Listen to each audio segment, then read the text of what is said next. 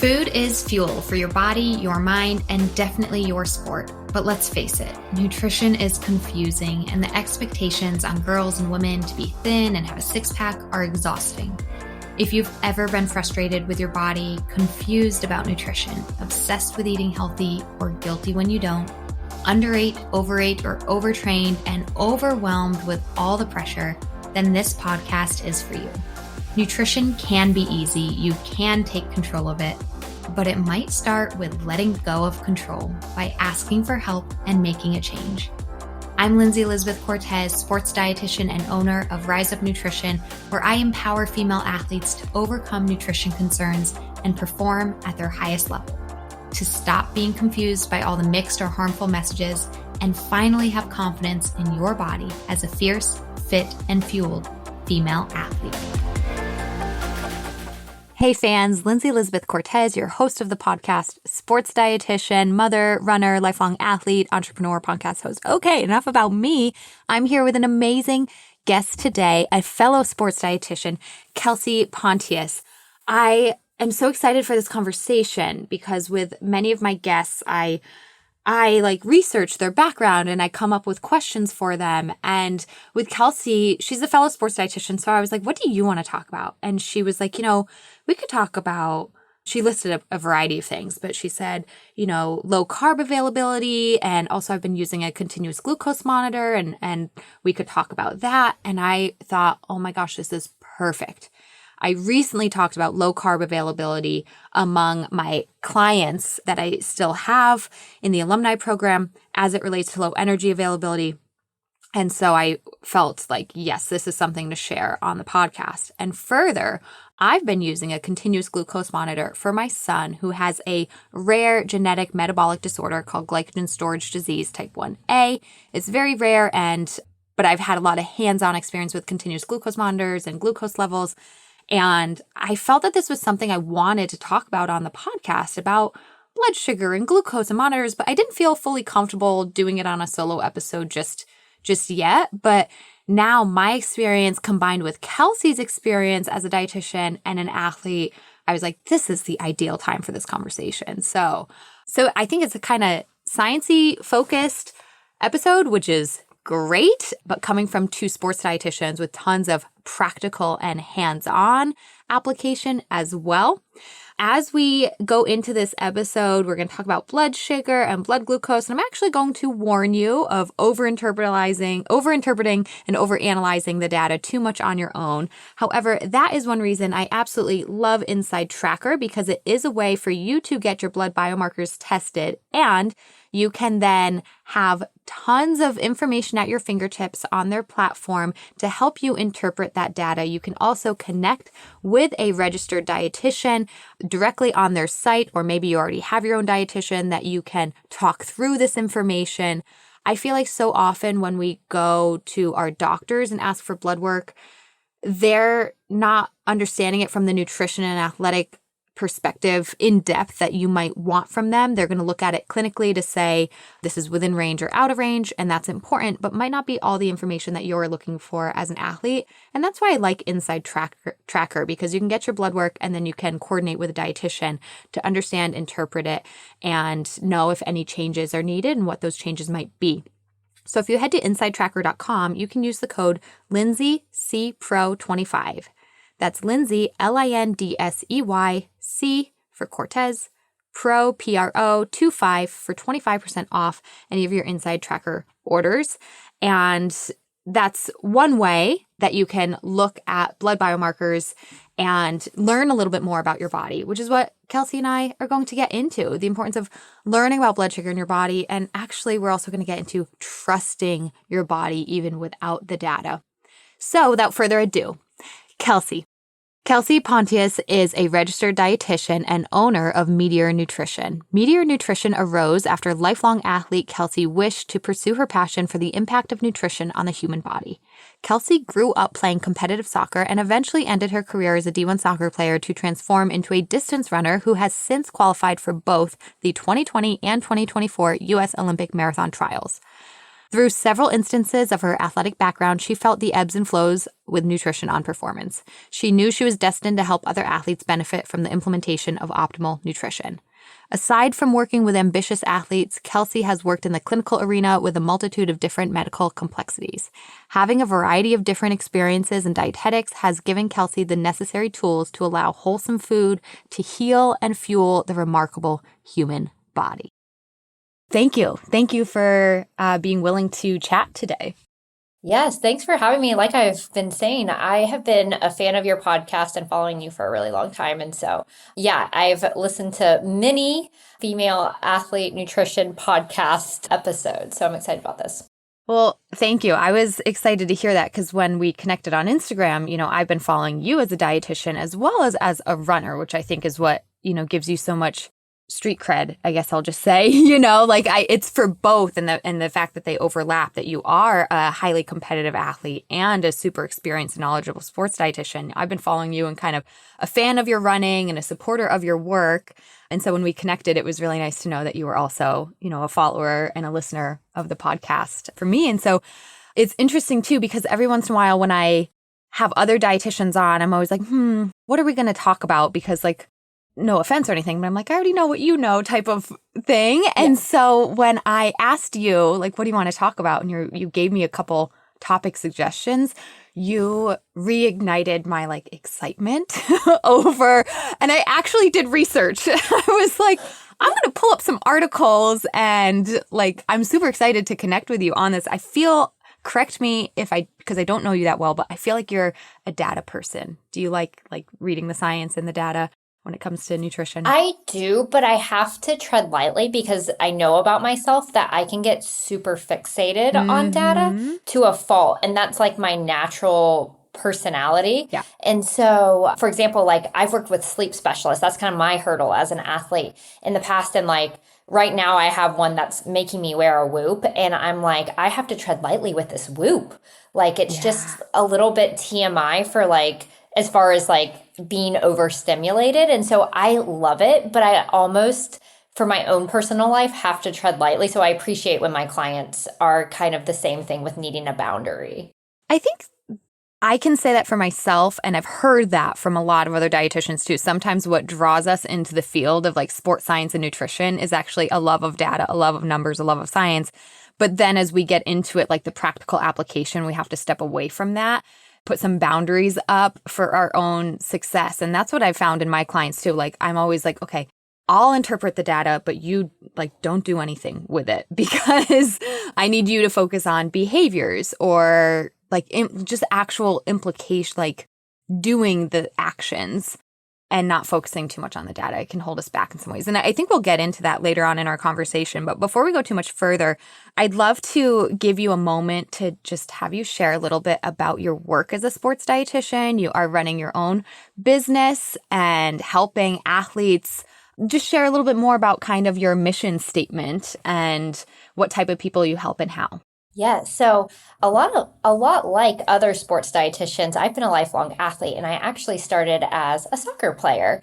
And so I grew up playing competitive soccer and ended up playing in college. And unfortunately, my sophomore year, I had concussions. And so just playing collegiately, ironically, my husband now is an athletic trainer, and we talk a lot about how my concussion was managed. And this was circa, I'm aging myself, at 2010, where it's a little bit different now. Yeah. But, in his expertise says it wasn't managed appropriately. And I just remember I had multiple of them my sophomore year. And so I just felt like I was in this hole and couldn't get out of this cycle of concussions and playing. And so I ended up leaving the university and leaving soccer entirely. And that's when I started studying nutrition and dietetics, because it really wasn't in choice that I chose that major. I was kinesiology. And when I transferred to the new school, exercise science was a limited access that you could only get into in the fall. And I didn't want to get behind even more. And so I'm okay, nutrition and dietetics, they're accepting students right away. And so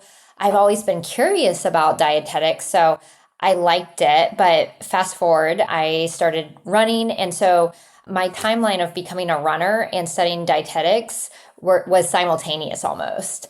And so I just kind of, as a soccer player, I grew up with a really healthy relationship with food. And as soon as I started becoming a runner, I was like, this is different. And Yeah. so that interest, like, I think that in so many ways, for better or for worse, like, Yeah. I became really interested in dietetics. And so after I finished my degree in training in dietetics, I started working in a clinical job. And then I actually started working for another private practice underneath another local sports dietitian.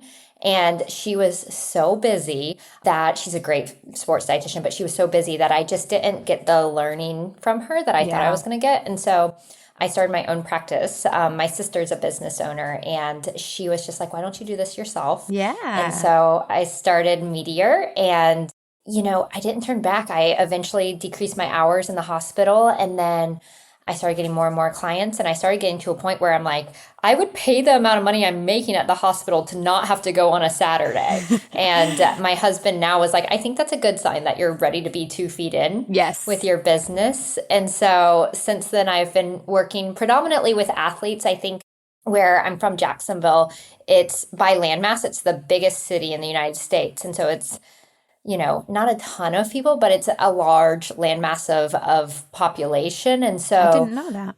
yeah. So I think because I was born and raised here, a lot of times I'm kind of the nutrition professional that, I'm the only one someone knows to go to. So Yeah. sometimes I see other things other than Yeah. sports, and it's kind of refreshing sometimes, but Yeah. predominantly athletes since then. And I see all kinds of sports. I have a lot of endurance because being an endurance athlete, but I do see like the occasional, I love working with soccer players. Obviously, I'm a little bit biased. Yeah. And then I work with in the college setting too. I do contract work with a few different universities, and then I work with a professional track team right now too. Yeah, that's amazing. And I think that diversity is good.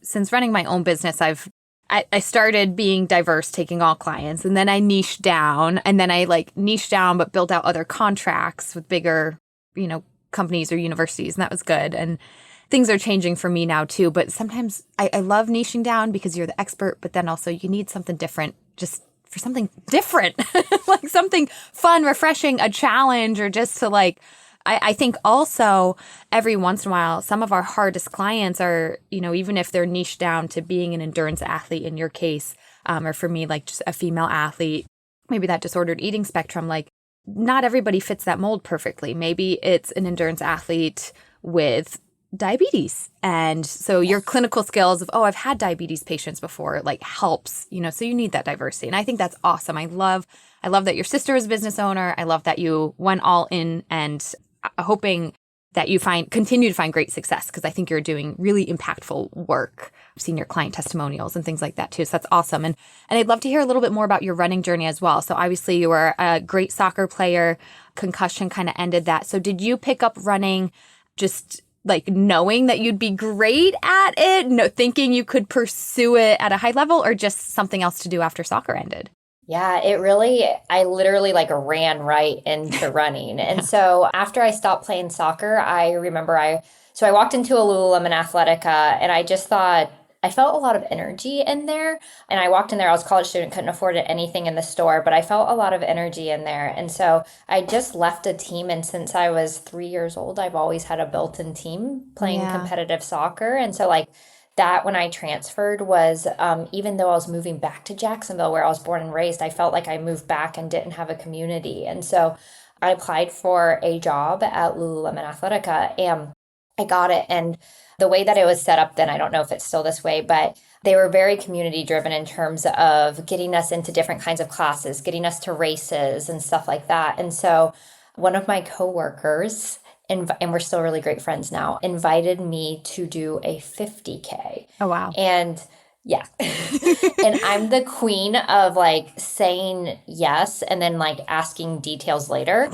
And so I said yes without thinking about how many miles that was, and that I've never ran a race before or never trained. Yeah. And so Wow. long story short, we still laugh about it because my first race ever was a 50K, and the training of it is laughable. I didn't follow any kind of structure or anything. But you were a lifetime athlete, so it's not like you were, completely unprepared, but you certainly weren't trained for it per se. But Yeah. specifically. I mean, I was center midfielder too. So like in a 90-minute game, like you're running 6-7 miles, Yeah. and then if the game goes into overtime, then plus. Yeah. So I had so much fun. I found that like I really liked the community behind running. I really liked finding kind of that competitive energy again. And I think I ended up doing local races for like a year after that. And then people were like, okay, you need a coach. And I really do. I think you'll appreciate this, Lindsay. I didn't get hurt. Like, I've only had one injury in like 10, 11 years of running. And I really do think it came from like a soccer background of contact sports, like never really going through what a lot of runners go through. And so I was really fortunate in that regard. So I got a coach, got some structured training. He gave me some other opportunities and experiences of like signing up for track races, getting me more experience, and kind of threw me into the fire before I was ready to, but catching me up on experience. And I'm really grateful that we did that, because then, fast forward, have gotten the opportunity to compete in 2 Olympic trials now. Yeah. Yeah. Amazing. And I know the most, obviously we just had, was it a month ago, the marathon Olympic trials a month ago. So now that you've done 2 of those, have you had any, hopefully I'm not pressuring you too soon, but had any thoughts about like, are you going to continue training at this level? I mean, because that's a lot of training, and that's every 4 years. So it's, been about 8 years of very high level training.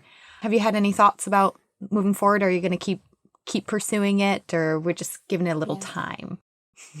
Yeah, I think that like the nature of women's running right now, like women are doing incredible things like well into their 40s. And so I think I just have this curiosity of what my body can do for like the next 8 years. And so right now I actually, after the trials, like dug deep into thinking about what's like the best thing to preserve my relationship with running. And I am taking less structure for this very season and doing things in my local community that sounds fun instead of, such structure.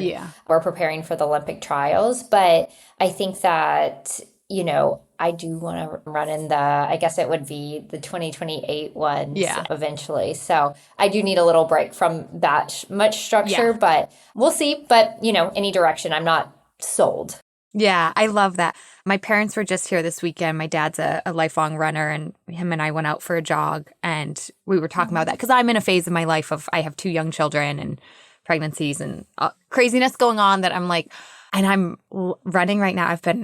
Things have changed in my life, and I've actually been able to get like 4 solid runs in a week, and I just like feel so good, but I'm not able to like race yet. My lifestyle isn't set up for that. But my dad and I were just talking about like the Olympic trials and how just the women in the running community today are proving you can do this in your 40s, you can do this in your 30s, you can be high level, you can be fast, you can break PRs, you can have children and keep doing it. And I'm just like, yeah, like I might not be racing right now, and I'm never going to go to the Olympic trials like you, but I'm still excited about that future. It's so empowering. So you can absolutely take a pause and know that you can still explore where this will lead for you in your future. I love that. Yes, my favorite, I didn't have a great Olympic trials day, as you know, but my favorite highlight of that day is they really celebrated the women in the field before we got to the start line. And it was just a really special moment because they talked about how we were the most diverse field. We are also the most competitive field, but they mentioned how many moms were in the field, and they mentioned some of the like careers and like other details about the women in the field. And I've never been so excited to start a race, and then Joan Bonneau like started us.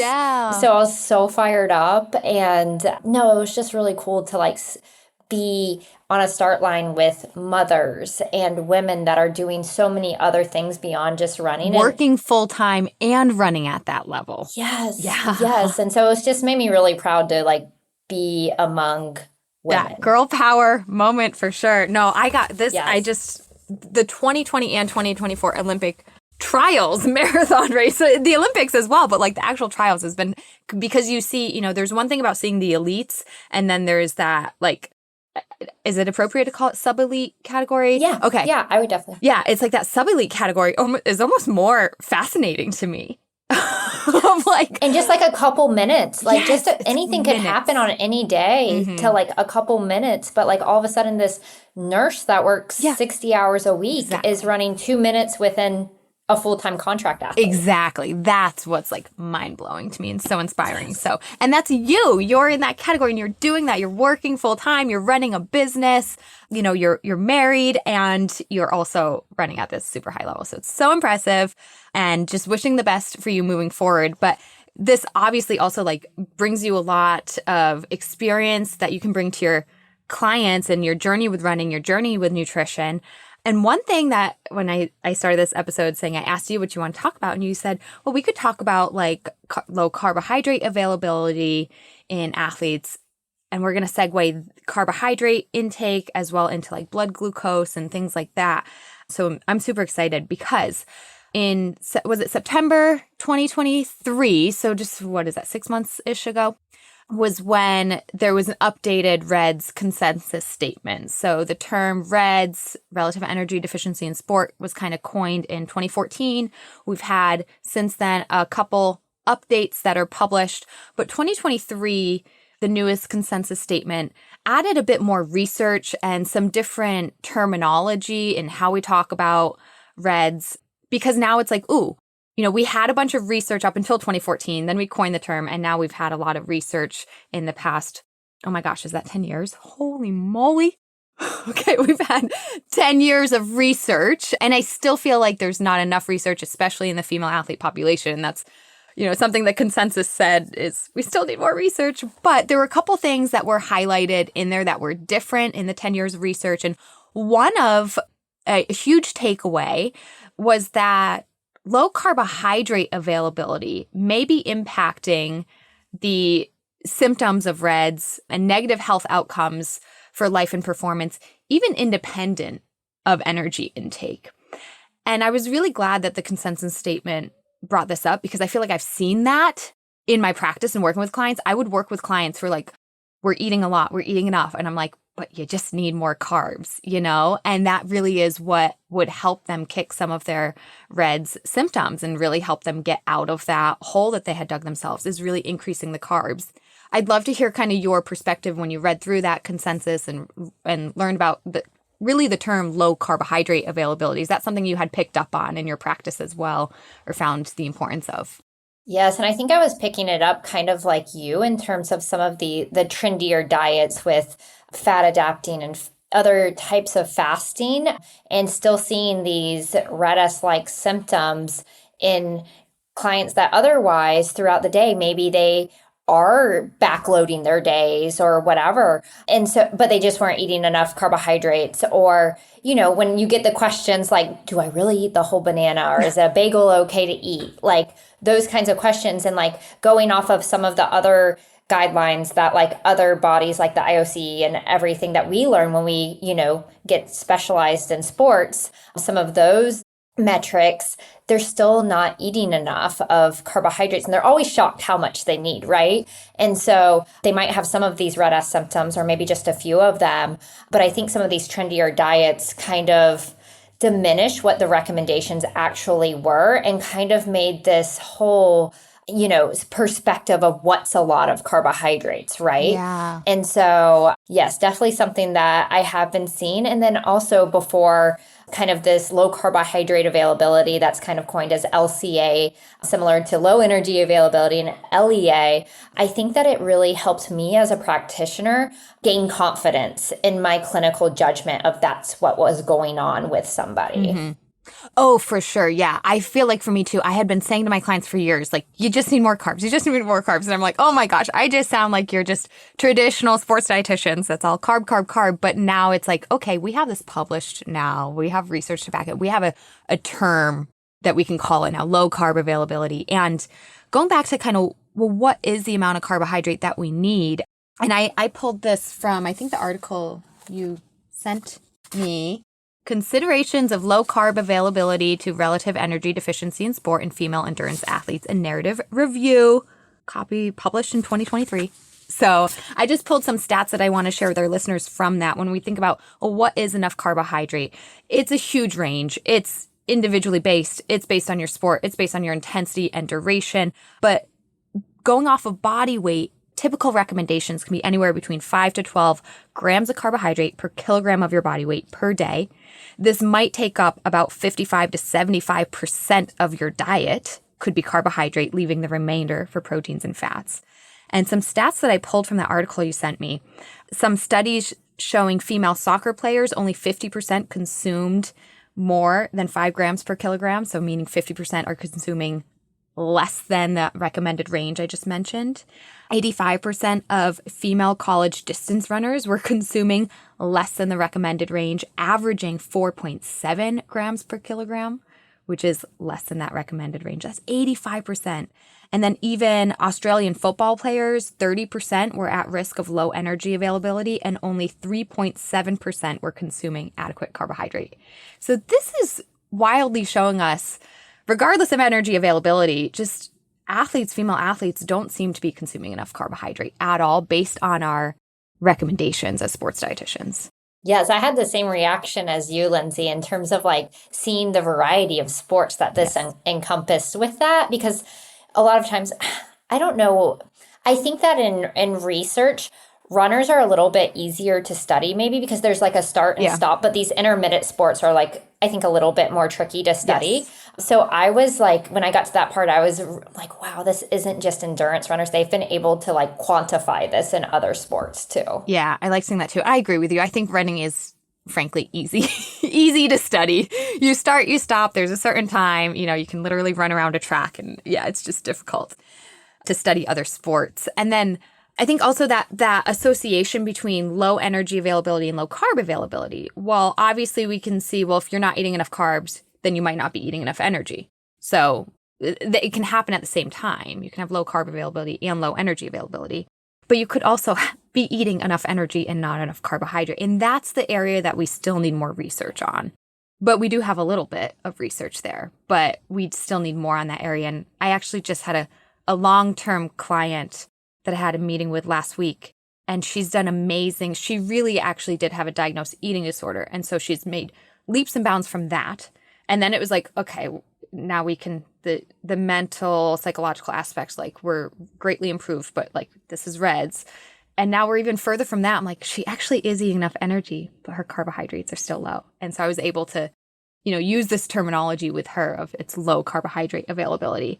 But yeah, most low energy availability studies also showed a low carb availability of 25 to 60% reduction. So I just wanted our listeners to hear these percentages and facts. It's not necessarily a question for you, just like a wow factor, right? Absolutely. So I'd love to hear from your perspective too in science and reading through these studies, or just in your work as a dietitian. What are some of the negative impacts of low carb availability, even independent of energy availability, that you've seen? Yeah. So, and this is kind of where the paper, kind of that model of what systems performance consequences and physiological consequences of low energy availability, they were saying that like really similar in the paper, like the overlap between like the performance decrements, more specifically of impaired performance, impaired recovery. This is more physical, but bone stress injuries and things like that. I would say that I see it kind of in more application to practice in the recovery element of it. I see a lot of low ferritin, which the paper later, towards the bottom of the paper, talks more about iron and ferritin. And in the paper, it's interesting because they said that it hasn't been proven that there's a relationship. They kind of assume that the relationship between low carbohydrate availability and iron deficiency is more related to not eating foods that contain iron. But for me, I think it's super obvious that there's a relationship, because if you're not eating enough carbohydrates, then your body is going to be more inflamed from lack of recovery, lack of energy. Now we're breaking down muscle storages as energy. And we know that when our body's more stressed and more inflamed, we're not absorbing as much iron, regardless of how much we're intaking. And so I see a lot of iron issues. And then that, athlete is doing everything they can to consume simply just more iron, whether it come from supplements or animal sources of iron. Yeah. And but like that still, and then they see no success with their iron storages. And I think it simply can be related to not eating enough carbohydrates, which, carbohydrate metabolism is like the most basic form of metabolism that there is, that's going to support like iron metabolism too. Yeah, and I agree. We have tons of research to show that high hepcidin levels decrease iron absorption. Why do we have high hepcidin? Because of high inflammation. Why do we have high inflammation? Because of low carbohydrate intake, poor recovery. So I absolutely agree. I've seen this in practice, and I'm seeing, those little droplets in research that we can connect the dots. Maybe we don't have a super amazing study to say low carb availability increases iron deficiency, like super correlated, or is that the word correlated? We don't have like that strong highlighted line connecting the two, but we've got lots of information where we can kind of piece the puzzle pieces together. And I see it in practice as well. These athletes that just continually have low iron, and they're doing all the iron things, but they still have low carb intake. And so focusing on that, I think, is huge. And then, the bone information, quite interesting too, because it's like, okay, I don't want to be in low energy availability, so I'm going to eat enough energy. And I'm really going to focus on calcium and vitamin D through my supplements or through dairy or eating my greens. But once again, we have some now research showing that low carbohydrate availability is not only increasing bone breakdown, but it's decreasing bone formation as well. Now, the studies referenced in the consensus statement are all on male athletes, correct? That's what I found. Did you find any with bone and female athletes and low carb availability? The only thing that I found is that carbohydrates help modulate progesterone and estrogen levels. Yeah.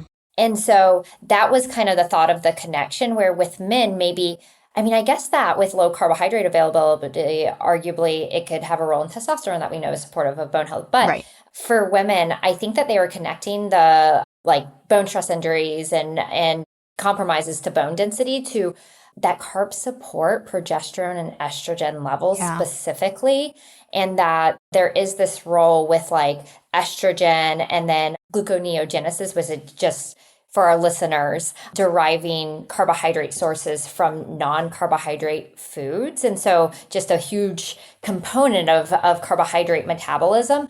And so obviously for females in a quote unquote normal cycle, those estrogen levels are going to change, and estrogen is so supportive of bone throughout the cycle, and that's normal. But if you don't have enough carbs, then estrogen isn't going to cooperate like it would in a healthy body. And so therefore the metabolism of our carbs in our body is going to be altered.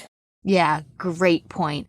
And at the end of the day, we don't want low carb availability in male or female. It's just also that it's that emerging like, oh, are there differences because of this as well? It's something that we want to pay attention to as we look into every research, is which sex population is this done on, so that we can better apply it to ourselves. And that's a really interesting point, is carbs effect on estrogen and therefore its effects on bone health as well.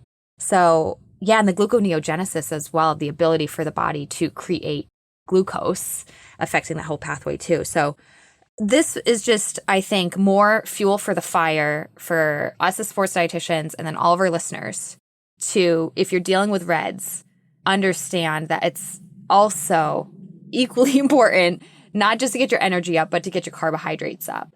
And that you might feel like you don't resonate with RED-S because you are eating enough, but still be not optimizing carbs. And in our society, so many people say, well, I am eating carbs. Well, I do eat carbs. But for performance, you might be shocked as how much is actually optimal for athletes. I'd love to know, in your journey, you've been an athlete your whole life, Kelsey, but shifting from soccer, which actually is, like you said, you could run 6 to 7 miles in a game. That is extremely aerobic. You're burning a lot of carbohydrates. But shifting from that into marathon running, which is, more of that traditionally considered an endurance sport compared to soccer, have you found like that shift when you think about to maybe 10 years ago versus now, like a higher carbohydrate diet or really having to put more focus on it on a personal level? Yes, I've actually seen a positive correlation big time. Like with getting to new levels of running, you get access to things like your personal fluids on the course. And Mm-hmm. so I really saw some of my like performance change when I had access to more carbohydrates, which I thought was really telling for me. And just kind of marrying that application to practice. I don't know if I'm sure you have had those moments where you're like, thinking about stuff that we learn and then you're marrying and you're like, this is so cool. Yeah. So I think that, to your point, coming from a soccer background, we just didn't have the access that soccer players and any kind of, I didn't know what a sports dietitian was even when I was in college and I went to a Division I school. So I wasn't thinking too much about it. But when I shifted to running, the paleo diet was like super hot then. And so I was actually in a relationship where the person I was with was doing the paleo diet. And I was like starting my nutrition degree.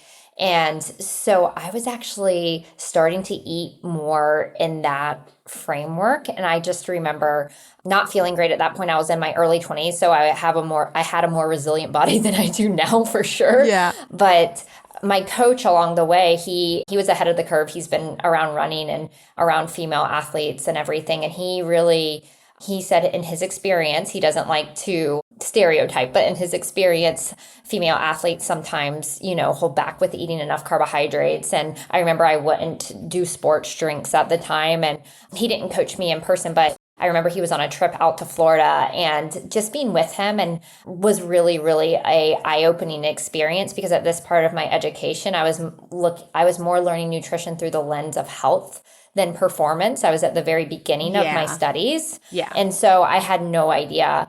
And so that was really, really helpful. And then he's been my coach all along. So he's offered me along the way, just like really encouraging things that like helped me marry what I was learning with a positive relationship with food. Like says things like, I would rather you get on the starting line just really well fueled than worry about like, the carbohydrate, what's going to happen to your body after you carbohydrate load. And so that's been really helpful to have a really supportive coach. And I think that's why we have worked so well together over the last 10 years because he really helped. And then I started seeing better recovery and better outcomes the more that I married what I was learning through the lens of sports nutrition with my training. Yeah. And I love how you mentioned like in our journey as dietitians, sometimes we learn something, but then we have that aha moment applying it to our life. And on this topic of really increasing carbohydrate, I've actually found breaking past, like if here's a great example because it happened to me just like 2 years ago. And again, I've been pregnant and having babies the past 2 years. So like my personal experiences with sports nutrition are a little more limited. But in one of those periods, I was starting to build up my training again. And then we actually had Pop-Tarts in the house. I was like, I'm going to have Pop-Tarts just before my run. And in my head, my sports nutrition mind went like 30 to 60 grams of carbohydrate pre-run. And a package of Pop-Tarts actually has more than that. And my brain went, maybe you don't need all this. But then I started eating and I was like, well, I'm hungry. So it's just 2 dinky Pop-Tarts. So I'm going to eat both of them. So beyond that recommendation, and I literally remember this because I was like postpartum. It was like the best run I had in over a year. And so it's just that remembering too, like more carbs are better. That's just it. I couldn't agree more. There's times like, for example, I found like my best runs are my best performances to that, like the recommendation 60 to 90 grams of carbs. And I think like I counted hour, in hindsight. Yeah, per hour. Sorry. And in one, I was like, I had 100 grams of carbs per hour and I felt incredible. Yeah. Yes. And that's where I really think, going back to how you said, we don't want to overanalyze the data too much because it can limit us. We have in preparing for this conversation, where did I write it on my notes? I found somewhere a study, I think it was done on men.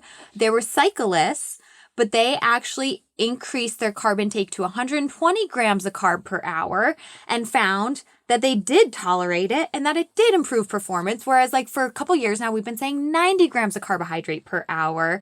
And it's like, I think we can really challenge carbohydrate intake. And what this information is telling us is that there's a huge role of carbohydrates in performance, in energy metabolism, and making sure we're not getting into reds, in immunity, in bone health, in menstrual function. Like there's just in vitamin and mineral absorption, we really need to challenge what we think is enough carbohydrate and give yourself permission to challenge that and have a little more, have a little extra, because the quote, air quote, extra might actually just be exactly right for you. It might not be extra at all. Does that make sense? Yes. At no point have you ever, like, I know I have never gotten to a point of a run where I'm like 75% done with the run or whatever and been like, wow, you know what I wish? I wish I would have ate less carbohydrates. Normally I'm like, oh my goodness, why didn't you like pair another applesauce or whatever with it? And yeah, I've never been at a run, been like, wow, you know, if only I would have not had as many bites of carbohydrates. Yeah. Now, I have felt that way with fats, protein. I'll be honest. Like, another very notable memory of like having this like coconut milk based soup and then trying to go for and I love coconut milk and I love the fats in there, but like way too many fats before a run and like couldn't do it. But like, I agree. I don't think I've ever been on a run where I was like, that was too many carbs. Exactly. I know. It's so funny how we know these things. And then like, I always like to, not always, but there's times where, you know, you're just not set up perfectly for a run, but you still do it. Yeah. And then like, you're like, oh my gosh, I know this. But, you know, every now and then I find that I have to learn the hard way too with those things. Oh yeah. Yeah, absolutely. Trial and error is for everybody, even dietitians. So I think because of this importance on carbohydrate, again, going back to like general health and wellness or what society perceives as healthy, this is where there's such a dichotomy, I suppose, of like, we're over here saying have more carbs help performance, but like society is still very anti-carb and very nervous of carbs. From a health perspective, society is very concerned about maybe things like type 2 diabetes or insulin resistance or metabolic syndrome that might result, or society and health and wellness programs have told us to, you know, watch our carbohydrates, don't eat sugar, refined carbohydrates, because that might increase our risk of those conditions. And we're over here definitely focusing on sport and performance and health and getting out of reds and saying, no, you need more carbs. But it's just creates this, it's just this like tension between the two of which one is right. And I don't want to neglect an athlete who is also concerned about health. Like that's part of being a good athlete. It's taking care of your health as well. But I really do feel like these are two different camps. I don't know. It's tough though, because then we can also have somebody who picks up exercise and sport maybe because of things that they're dealing with in health. So you could have somebody struggling with insulin resistance who then gets into marathon running. And you're balancing the two. It gets tricky and everything. But I think just because of that, there's been a lot of interest in looking at our blood biomarkers, looking at blood glucose levels, being interested in what and how many carbohydrates we eat affect our blood glucose. And I know this is something that you've been diving into and even exploring a little bit personally as well. So I thought we could shift our conversation now to just talking about how carbohydrates affect our blood glucose level. And I want to start by just sharing, again, the athletic perspective. When we eat carbohydrates, we do have insulin released to help us take those carbohydrates from our bloodstream and into our muscles to use. And then this is where, again, society gets concerned about too much insulin release. However, when you are very active, you eat carbohydrates, and if you are regularly exercising, it doesn't have to be marathoning, it can be a 15-minute walk, any movement actually reduces the body's need for insulin, because at the muscle site, you release these transporters that exercise triggers on its own to help that blood glucose get into the muscle. GLUT4 transporters? Am I correct? Mm-hmm. Okay, good. GLUT4 transporters. So if you're an active person, you don't have as strong of an insulin response. And that's one thing that I always talk to my clients about that are concerned. If I eating too many carbs, I'm going to have too much insulin. I'm going to have too much inflammation. Well, actually, because you're active, you don't have as much of an insulin response. And that might be protective in some of those things we're talking about of insulin resistance or metabolic syndrome. The fact that you are an athlete, that you are exercising alone is helpful in that regard. And again, you need those carbohydrates, and just knowing that your body, because you're active, metabolizes them differently and uses them differently. What are some other ways that blood glucose, just things that affect blood glucose outside of just purely carbohydrate or sugar intake alone? Yeah, I'm so glad you brought this up because I will die on this hill, even for just the healthy population, that carbohydrates are not the only thing that impact blood glucose. It is not, it's not independent of variables like fiber. And guess what? Fiber's found in a lot of carbohydrates. Yeah, exactly. Protein, fats, we know can impact what happens when we eat carbohydrates. So it's not just carbohydrates alone. So even looking through the lens of like medical community health and wellness, I think that sometimes physicians forget when they're giving diet instructions to their patients that your whole composition of your meal or whatever you're eating with carbohydrate matters. And so I think that applying that to athletes, with thinking about blood sugar, that rule still applies. And then also when we onset exercise, as you already highlighted, like hormones are shifting at the onset of exercise because our bodies are incredible and it knows exactly what to do to get us to survive in that moment. So insulin is being downregulated and other hormones like glucagon, which ultimately helps to increase our blood sugar, is being increased. So when we start exercise, we have like kind of some currency to play with in form of blood glucose. Yeah, I love that. Yeah, and I think remembering too, yeah, we need to eat more carbohydrates and lots of carbohydrates, but you're eating other things alongside with that. Fiber, fats, proteins, which can reduce that like spike in blood sugar. I have not looked at true research on this, so this is something I've, quote, learned from social media. So I would love to hear your impact on it if you know, but I've actually seen some things saying like the order of which you eat things can impact your blood sugar. Have you ever seen or heard or read about this? Like, for example, like eating your vegetables first, then your proteins and fats, and then your carbohydrate can lower a blood sugar spike. Do you know that? I have not heard that. Okay, I didn't either. I haven't seen any specific research, but we'll be cautious. You and I have homework, I guess. We have homework. It makes sense. It makes sense, and like I wouldn't get too crazy about like enjoy your food because it's a matter of minutes when you're eating a meal. So I don't see it making that big of a difference, but I've been seeing that online and I've been thinking, is this real? I need to research that. So we have a little homework to do. If somebody listening to this is really struggling with managing their blood sugar, it doesn't hurt to try and see if that helps, but it's a matter of minutes that all that food is in your stomach at the same time anyways. Yes. And a lot of times, like I'm even encouraging people to like slow down when they're eating anyway. And so that's like another step of like slow down plus like eat your vegetables and eat a specific order of food. Yeah. Yeah. Even just that slowing down process is important. If a meal takes you 5 minutes to eat versus 30 minutes to eat, we might have a different response. And again, bringing this back to the athlete perspective, there are times when you want a blood sugar spike. Yeah, absolutely. And I know we're going to get into different kinds of glucose monitors and our experiences with it, but there was like one morning that it was my very first morning, spoiler alert, I was wearing a form of a tool that helps to indicate what blood sugar might be suggestive of.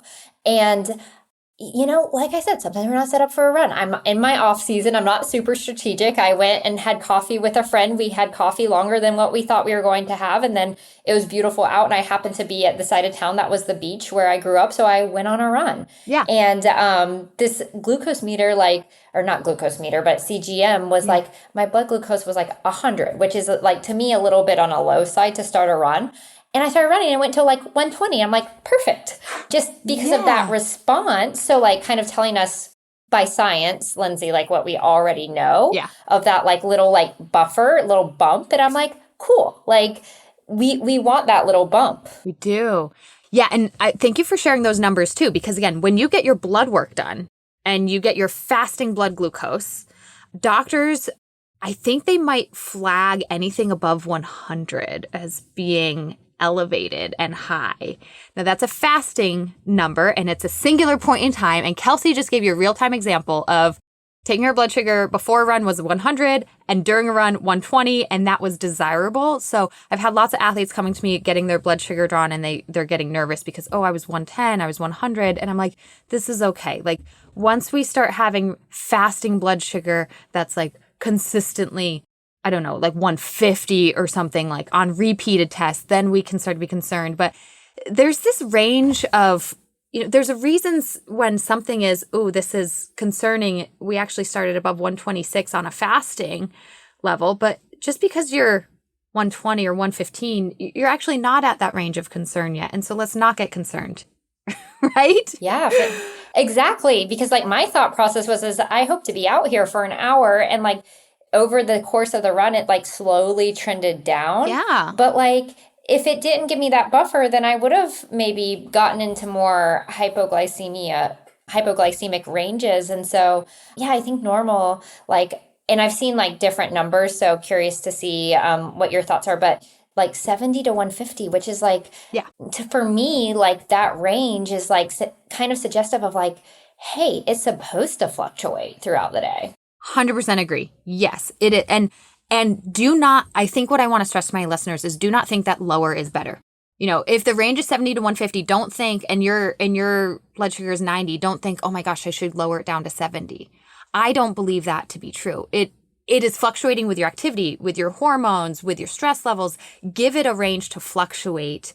And there's so many reasons, even just thinking, going back again to a fasting morning blood sugar. How is your sleep that night?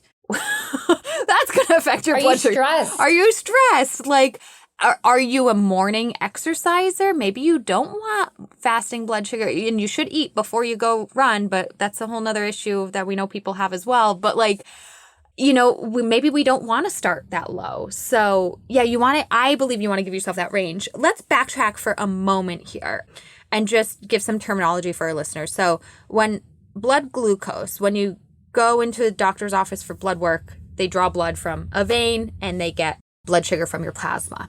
And then we have, and that's again, we have sugar in our muscles, we have sugar in our livers, we have sugar in our blood. The main purpose of sugar in your blood is to provide sugar to your brain. But when you are exercising and your muscles start to burn through their sugar, they start pulling from the blood. And that's where then your liver starts spitting out more sugar to provide to your blood so that your brain doesn't crash. That's the simplest way I can explain it, right? Yes. Okay. And then, so a medical perspective, one of the most known blood sugar conditions where it's not working right is diabetes. There's type 1 diabetes, there's type 2 diabetes, there's also insidious diabetes, but the most common known are type 1 and type 2, and they do function differently.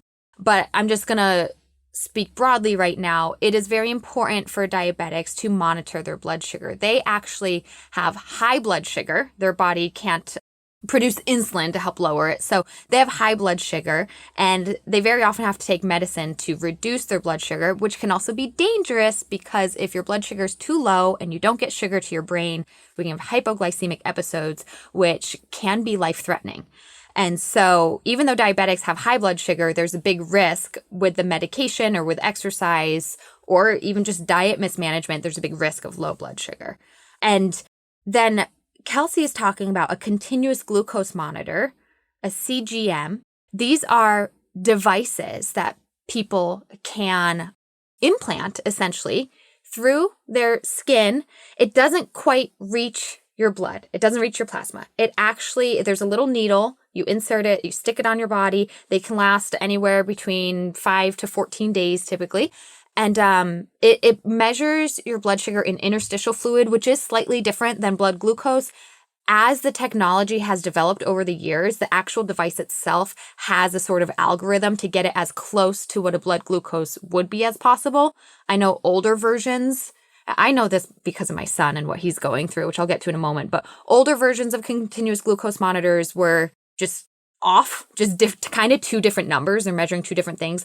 Current versions they're using algorithms within the device to match up so that what it's measuring of interstitial fluid, it's trying to match it up to what the hypothesized blood glucose would be. I will just tell you, because I use both on my son, he has a continuous glucose monitor, and I still use a meter as well. I poke his heel, poke his finger.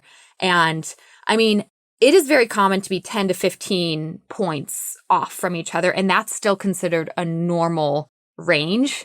I actually did it on him this morning. His meter was saying that his blood sugar was at 95 and the heel stick blood glucose was actually 81. That was a 14-point difference, which to me is not big enough to actually calibrate. You can't calibrate these things. And I've got many stories of it being 40, 50 points off, and I have to calibrate it and try and get it more accurate. But in my perspective, and maybe yours too, to me, that is a big difference. 95 to 81 is a big difference, but according to how these devices work in their algorithms, it's considered within range of normal. So I just want to give that background to our listeners of what these devices are. And so so these devices, again, were originally developed for medical, like diabetes and management of that. But in recent years, we're seeing it break out into the use in the athletic population. And you have experience with that and trying that out. So can you share with us your reasons for wanting to try it and maybe some of your insights of trying it from an athletic perspective?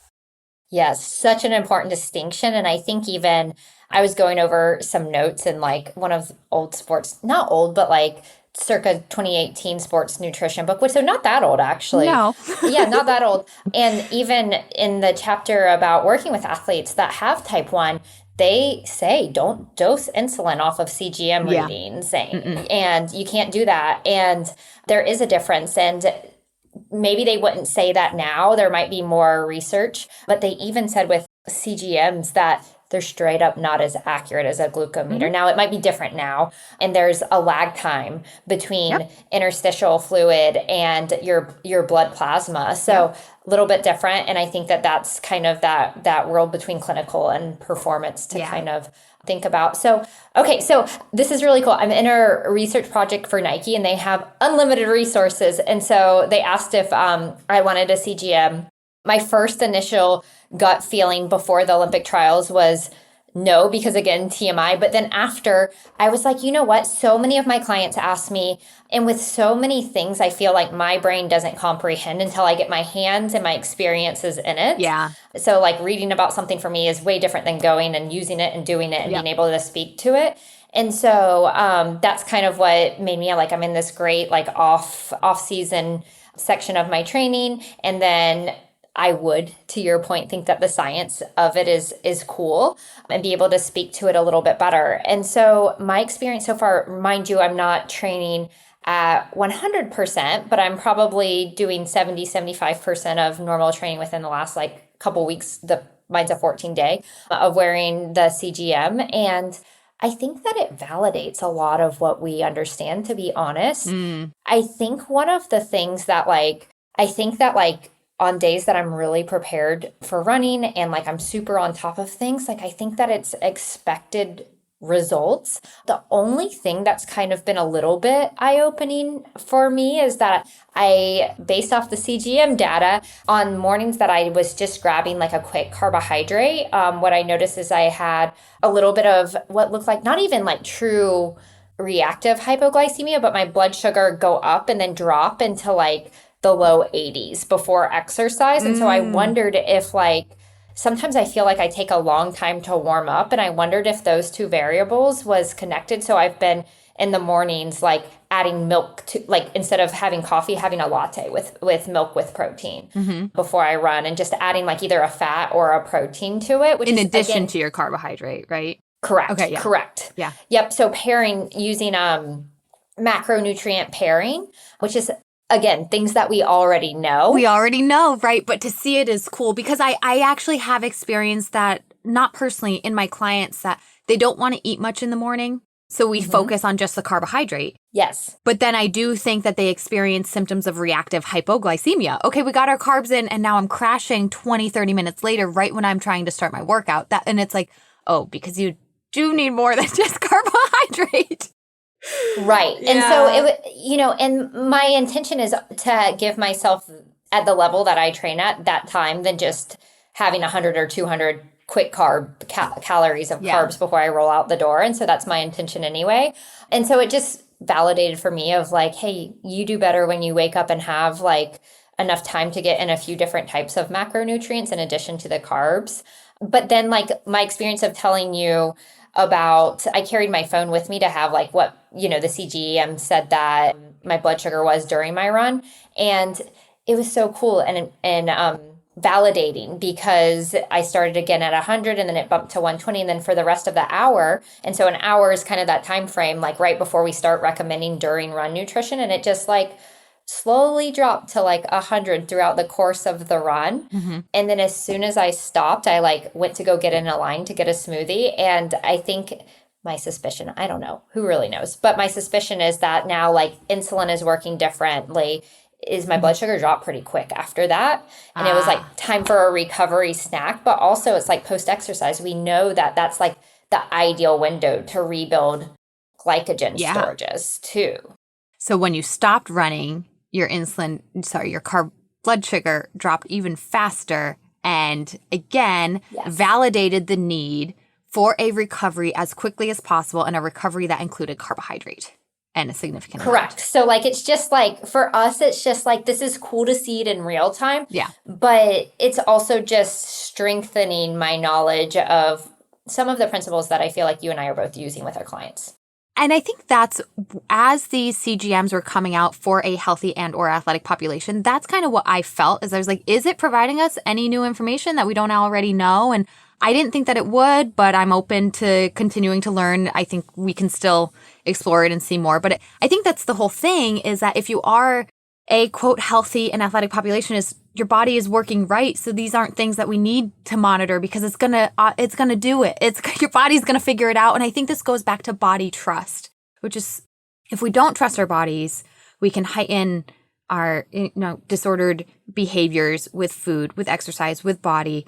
And that was my fear of using continuous glucose monitors in an athletic or healthy population, is we're going to distrust our bodies and we're going to overanalyze, why am I at a blood sugar of 90? Should I really be 80? Or, oh my gosh, I bumped up to 150. Is that bad? When in reality, no, that's still all a totally normal response of your body, and your body will adjust. And maybe you don't need to manipulate anything at all. I'm a little nervous of people manipulating too much, and especially with the background of working in a population that is, I'm saying me, all athletes across the board of sports are at high risk of disordered eating.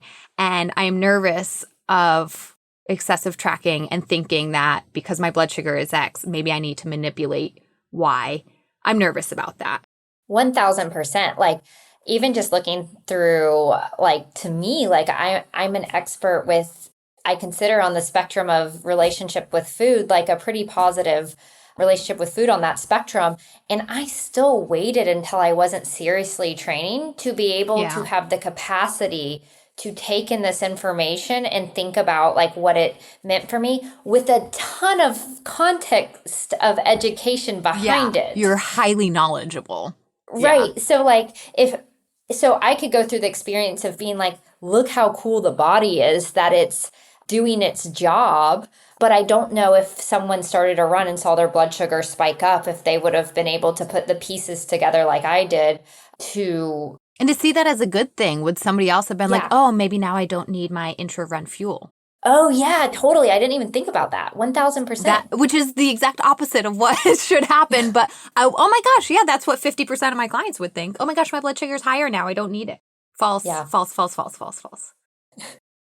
Yeah, I think that's why I'm nervous. And let's see. Sorry, I pulled it up here. I told you I was doing my research for this conversation. This was a 2022 study. Not a study, a review of other studies. The use of continuous glucose monitors in sport, possible applications and considerations. I read through the whole thing. I will tell you at the end of it, it still says like not much information on using this for athletes and in sport. And we really need a lot more. I'm open to study. I'm open to research. I'm open to studying, open to learning more. I would strongly hesitate on our everyday athlete in using it. If you're a high-level athlete like Kelsey, maybe you can explore it with the help of a dietitian. Yes. That's what I would strongly say, with the help of a dietitian. Yes, and something that I think that I'm even like trying to wrap my head around is something to consider with CGMs is it's not necessarily portraying how much muscle glycogen you're starting with either. Oh, yeah. So that's a whole other moving part of like, there's the interstitial fluid, but then that's not necessarily helping. Obviously, like the whole idea is that like, your liver glycogen is breaking down. And so if you're starting with more glycogen storage, but it's not necessarily telling us what kind of muscle glycogen you're starting with. Absolutely. And this is the whole thing when we talk about fuel usage and carb oxidation during exercise. We need to know what your starting muscle glycogen is. And we're not going to be able to do that without a muscle biopsy. And we're not doing that before our everyday run here. So yeah. And so that's why too, when we think about your example of you started your run at 100 and then your blood sugar actually increased because your body started working. I'm running. I need more blood sugar. I'm going to start breaking down my muscle glycogen, potentially my liver glycogen. It started doing what it needed to do. Again, going back to body trust. Trust that if you don't have a medical condition, trust that your body can do this. It can figure it out for you. I have a very different experience because my son does have a blood sugar issue. He is almost different pathways, but almost the opposite of diabetes, where his body cannot break down his liver glycogen. He can't break down stored energy. So once his blood sugar starts to drop, it will keep dropping until it is non-existent. So it is a life-threatening disorder for him every day of his life. And it's within a couple hours. He can't fast for more than 2 hours. 2 hours is his max. So I feed him, and I typically have to feed him 60 to 90 minutes later, which is very difficult. Every 60 to 90 minutes of my life, I am monitoring his life. And within about 90 minutes later, so I'll just give you a range. And this is an unhealthy, quote, unhealthy because his metabolism works totally different. He's missing enzymes. It's totally different. But let's say I start feeding him. His blood sugar might be 95 and I start feeding him. Well, it takes about 30 minutes for that food that I fed him to digest and absorb into his bloodstream. That's something for us, even as everyday person, recognize it takes time for whatever food you ate to digest and absorb into your bloodstream. So for him, I might feed him when his blood sugar's in the 90s. Over the course of the next 30 minutes after I fed him, he will continue to drop. It varies on what he's doing. He might drop to the 60s, he might drop to the 50s, he might drop to the 40s, to the 30s, and then he digests that food and his blood sugar starts coming back up. I think it's been interesting as he eats and once he eats, his blood sugar rises similar to anybody else's body. So you kind of asked me, what is a normal range? 70 to 150 for blood sugar to fluctuate. And yeah, typically that's what I've seen is his postprandial or after eating, his blood sugar, it varies, especially based on how much he eats because I'm force feeding him. So he's not very hungry ever, but it can go up to the 130s, 150s. I've absolutely seen him in the 180s after a normal feeding. That has happened, but I'm always like, ooh, that got high. It's more normal, I think, more common for him to be in like the 150s after eating. That could be one hour after eating. That's like a normal postprandial. And going back to diabetes, the concern of high blood sugar, the people with those conditions might find that after eating, their blood sugar might be in the 200s, 300s, 400s. Those are abnormal numbers. And then, yeah, once the blood, again, my son's condition, once he gets up to 150, it's about an hour later, then within 30 minutes, he starts dropping. And I try and catch him on the downslide. I'm like, I see him at 150, 10 minutes later, he's at 120, 10 minutes later, he's at 90. And I'm like, whoa, got to start feeding him now. And I start feeding. And so that's really interesting. Again, he's in body works totally different than ours. But as he's growing, he's only 9 months old. He just started crawling this weekend. I'm like, whoa, how is activity going to affect this? Physical activity, wake time, sleeping. I'll tell you the most crazy thing, Kelsey. He's on overnight because I don't want to wake up every 60 to 90 minutes overnight. He's on That was my first question. Yeah, he's got a G tube. He's on a continuous overnight feed. He's constantly fed overnight at basically a slower drip rate. But the Dexcom is life-saving. I have that thing on super loud. You can hear it in any room of the house because we do have leaks overnight. The tube could leak. He can pull it out. Various things can happen and his blood sugar can tank and it's crazy. But what I was going to say is sometimes that thing starts beeping at me at 2 a.m. and it's like beep, beep, beep. And I jump out of bed because I'm nervous of an accident because we've had accidents happen before. And he doesn't have a leak. Everything's fine. He's being fed. As he's sleeping, laying down, doing nothing, his blood sugar fluctuates. And he's being continuously fed the same rate all night long. Right. Did you interpret you're wearing it overnight. Did you see anything? Did you look at your overnight blood sugar? Because that was super insightful to me to see. He would be 130. Next thing you know, he's 80 overnight. I'm like, you're sleeping. You're not doing anything. And then he would I wouldn't change his feeding and he would increase back up to 100. Yeah. So even his little body is like regulating in some capacity. It is. And yes, definitely. And dropping. So even, I know I want to get back to talking about him, but even like some of the rules about like not eating after 7 p.m., like I'm someone that like bedtime snack. Yeah. And so like, I'm always curious of like, I've seen my blood sugar drop like low overnight. And so I'm even someone, if I didn't have that bedtime snack, what would happen? Yes. And again, I think going back to some of my clients, so many clients that are struggling with sleep, which in my field of clients I work with that might be struggling with REDs or low carb availability. Right. I'm like, you need that nighttime snack because I think that their blood sugar is probably dipping overnight and that's waking them up. Yes, totally. They're like, oh, something's wrong. And they're waking up. They're getting restless sleep. I think that could be happening. It's crazy to think that, your body overnight, you might see blood sugar dips. I wouldn't worry about super high blood sugar overnight. I don't know if you have night terrors and you're stressed. I don't know what might happen. We'd have to be wearing the CGM for that. But I do think that nighttime snack for athletes or people struggling with sneak against society might say don't eat before bed. And you might be somebody that might sleep better, have better blood sugar control with a well-balanced nighttime snack. Oh, yeah. And one of the questions, like I've been wearing this Whoop and have a lot of feedback about the nutrition component. And one of the questions that it like gives you points for is, did you eat all of your meals while the sun was out? Oh, bad question. That's such a weird question. That's such a weird question to me because those hours are going to change throughout the year if you... No kidding. Whatever. Yeah, Whoop needs to do better on that one. Yeah, come on. You heard it here first. But yeah, like, in terms of blood sugar overnight and everything, like...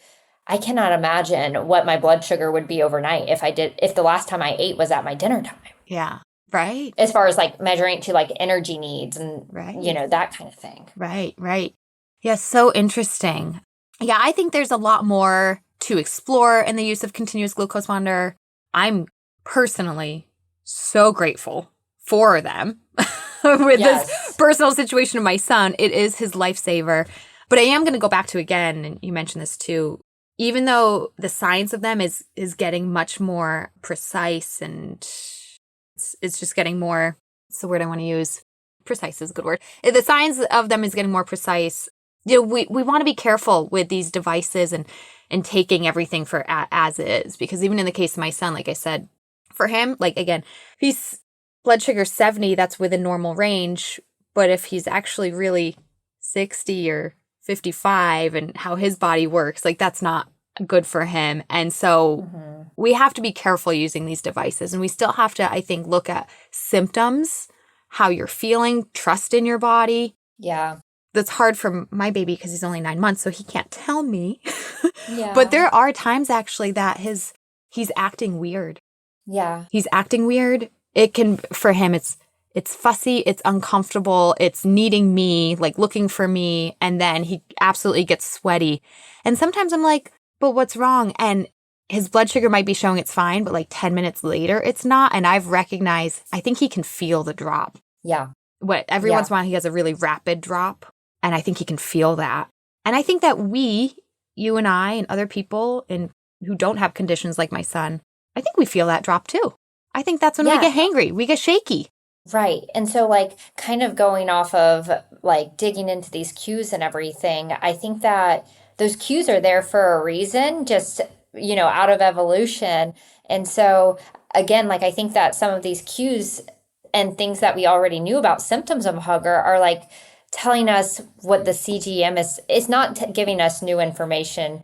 To your point, I have to ask this question. So obviously there's not a lot of overlaps. I know that like your son's situation is very different from like a normal healthy human, but like would you say that going through this experience like with CGMs, like anything that you can think of that like now how you think about blood sugar and everything or CGMs, has it changed of working with your clients? Oh, good question.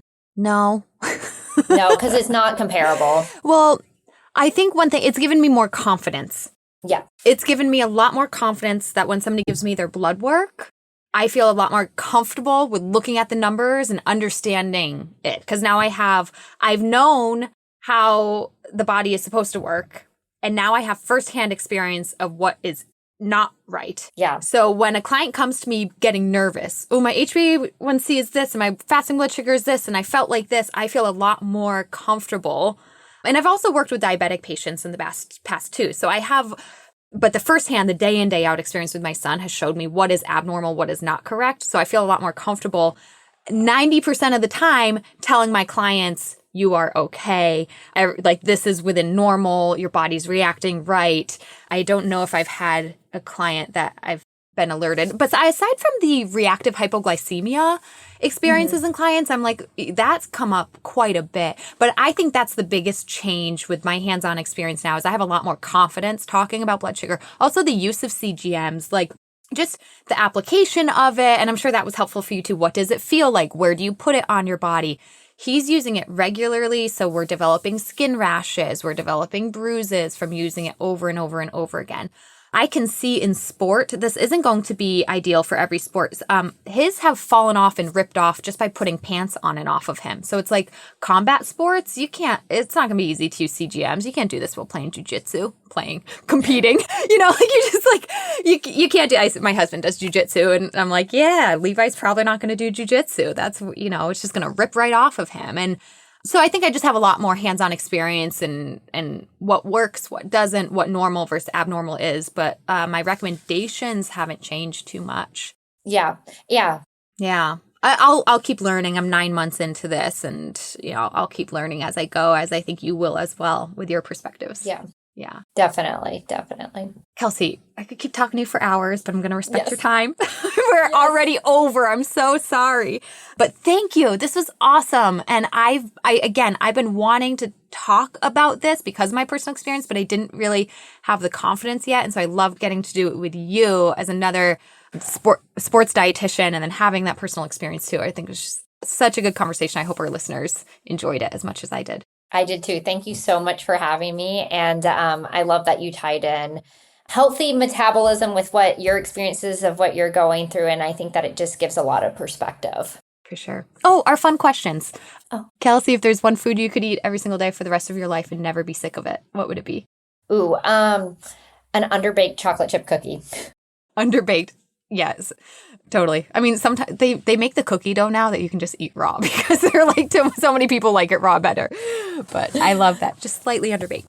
Seems obvious, but it might not be. What's your favorite sport to participate in? Running. Yeah. And how about as a spectator? What's your favorite sport to cheer on? Basketball. I think it's just very quick paced. And I love like the small teams and you get to like kind of know the players because the team is so small. Yeah. I went to a basketball game 2 nights ago. We have the Spurs here in San Antonio. So yeah, it was fun. It is fast paced. It's nice, especially with children. I was like, I need this game to be quick. So it was good. Yeah. Okay. And then if there's a female athlete out there in your personal life or well-known that you want to give a shout out to for any reason, who would it be and why? Oof, so many of them. I will give a shout out to one of my best friends, training partners. Her name's Lydia McCrae.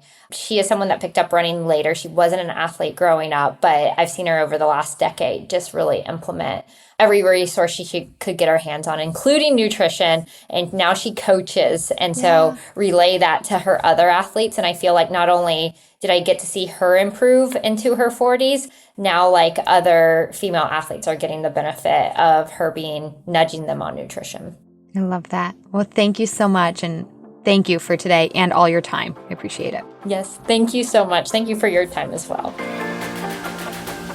Well, everybody, thanks for listening. I really hope you enjoyed that episode. And if you did, if you are a true fan of female athlete nutrition, then I would love if you could support our podcast by spreading the word. Share a review on your listening channel. Give us 5 stars. It really helps get the word out and get the show more views to positively impact others. Also, you can support the podcast by joining our Patreon. Head to patreon.com/femaleathletenutrition to consider a donation, or even better, join our membership where you get extra monthly content and perks. we don't want you to simply listen alone. We want you to be a part of a community and a movement of fierce, fit, and fueled female athletes. So patreon.com/female athlete nutrition is where you can do exactly that, learn more, and join. A huge thanks to our affiliates and partners as well. Once again, Prevenix, Inside Tracker, Orgain, Practice Better, Jen and Carrie. Please go check them out, and their links in the show notes where you can get deals and discounts. Last, be sure that you do more than just listen. If you need help with fueling, it's time to take action. Head to my website to learn more. You can either book a free call with me to learn more about our coaching programs and how we can work directly with you, whether it's the fast track or otherwise. Or you can take our online self-study course, Female Athlete Nutrition. You can literally sign up and gain access right now. You can explore our downloadable products, including the Red S Recovery Guide, High Iron Fueling Guide. Or if you are a coach of a team, check out our brand new Coaches Toolkit for teams. You can also just learn more. We have a blog, a Red S quiz to see if Red S is affecting you. If you need help, I want you to get help fast. Too many girls and athletes struggle with nutrition, but you don't have to any longer. You can rise up with the power of nutrition, take action today in any of these avenues, and become fierce, fit, and fueled. Links in the show notes, and we'll see you next time.